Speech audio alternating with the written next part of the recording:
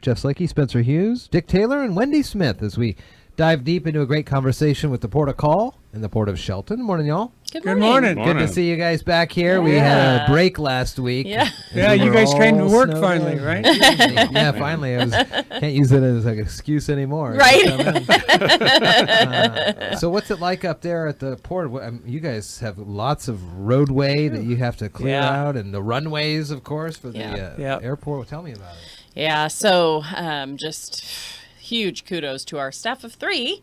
They just did a fantastic job. They started, when the snow came that Friday night, they started, they were going to stay late, but it really didn't hit hard that night. So they came in on both Saturday and Sunday. And the real goal is to keep the airport operational and keep the businesses open, because a lot of them work weekends, and they need to get to work. Alf planned that one pretty good, didn't he? Yeah. Oh, yeah. That one right out. Yeah. Call me. That's right. So they, they just, so in a normal snow event, they hear the snow's coming and they get the trucks ready. They put the plows on, it's a big ordeal. They fuel them up, they get the salt, all that stuff. This event was quite different. And so they really were challenged, to say the least. But the biggest thing is they lost the airport. They ended up in whiteout conditions in the middle of the airport, and it's scary, and you can't see, there's, like Ned said yesterday, he reported to the board, you can't see, there's no guide, so on a road you can see the side of the road, or you can see maybe a fog line or maybe a line of the road, but on an airport it's different, and what you've got guiding you are lights that if you don't watch out you hit, and those are very expensive to replace. They're all FAA mandated. So they did what they could. They kept the airport operational as long as they could. I think they lost it Monday when the snow was coming down 3 inches an hour.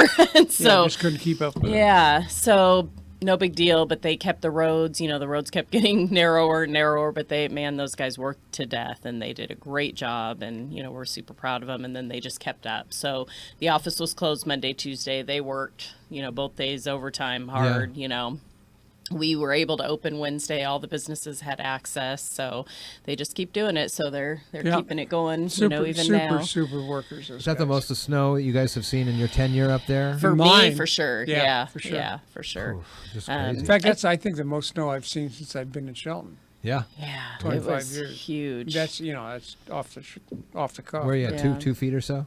Dale and Jerry were in, they had about 2 feet. We had 2 feet in my backyard. Yeah, for sure. Measured, Amazing. 2 feet. Yeah, in pretty short period of time. Yeah, that was the other thing. It really fell came quick, down. and so in other areas where it turned to rain, that Monday night it kept snowing. So that was the other struggle, because I thought, we'll be able to open the office Tuesday. Sure, it'll all wash out or something. Yeah, there was none of that. Yeah, so good on the crew. That's a lot of they work did for an exceptional a small job. crew. Yeah, and then actually, kudos to Shear. They didn't even have time to get out to Johns Prairie, and by the time Ned got out to look, it was all plowed, and somebody had said they saw one of the Shear trucks. So we're gonna send him a note and thank him, because he opened up all those roads too. So very cool. What else is going on? You got a new well, we signed a new contract. Yeah, there you go. Renewed contract with EDC for next year. What does that mean? What does that mean? Well, we contract with them to do our marketing. Okay.